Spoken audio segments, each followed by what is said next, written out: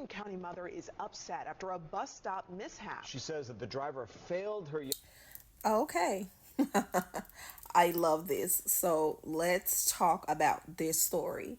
So a 7-year old missed her stop and was supposed to be dropped back off at the school.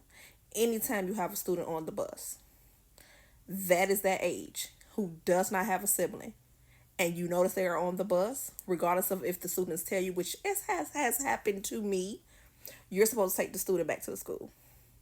You cannot tell the child, this is the end of my route, and that's it.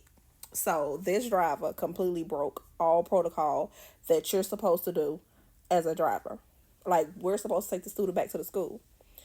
Even if that was your train of thought, which it may be the thought of some people, but not everybody, there is no way in hell that this child was supposed to be left walking down the street. As a parent, I'm upset. I'm furious. And this is why a lot of people take their kids to school or take their kids home from school for this reason, because you're the last or the first person that student sees. But this parent went out of her normal to allow the driver to take her child home, and she ends up making the girl get off the bus. Why are we making a 7-year-old get off the bus? What about that is normal? What about that is okay?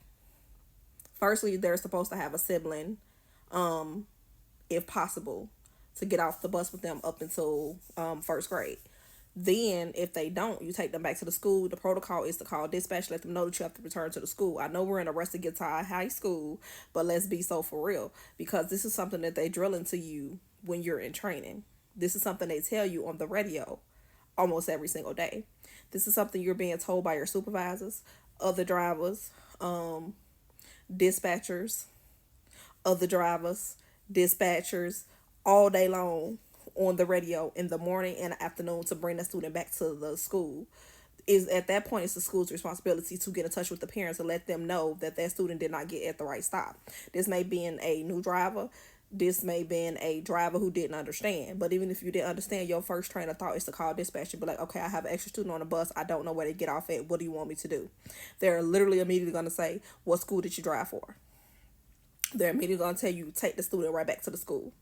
Once you get to the school, you let me know what administrator you gave the student to, because you have to get off your bus, take the student into the school, let them know that this student was not picked up from the bus stop, or I missed that bus stop, so they can contact the parent so the parent can come to the school and get their child. So you made a parent who was already weary of a bus driver that don't have faith in us as a bus driver question her whole sanity about taking this child to and from. This literally happened to me my first year out, where I had a student that missed their bus stop or their parent was not there.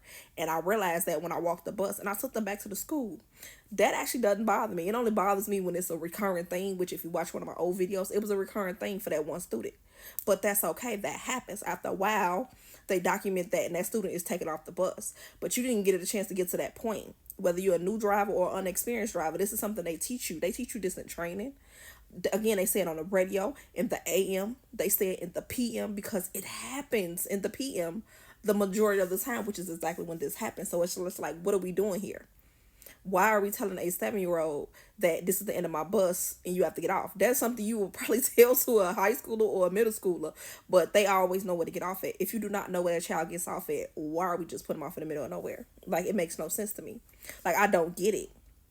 You as a driver, that is your responsibility. Me, I would have told you have a good day, don't come back. But every district is completely different in how they do things when it comes to a driver and something like this. But the girl was found walking up the street crying because she didn't know where she was at. And then she didn't even recognize the stuff. Sometimes you can't, like, if you want to go above and beyond, you can be like, okay, well, you can go back and retrace your steps for that route and be like, does this look familiar? And the child will be like, yes. And then you'll just sit there. Chances are the parent will come to the bus stop. They'll be like, they're so grateful that you actually have that child. So you didn't even do that. So we're not putting on our thinking caps when we're driving. Like, you just can't do that for a child. Like, come on, man. We got to be realistic with the things that we do as a driver.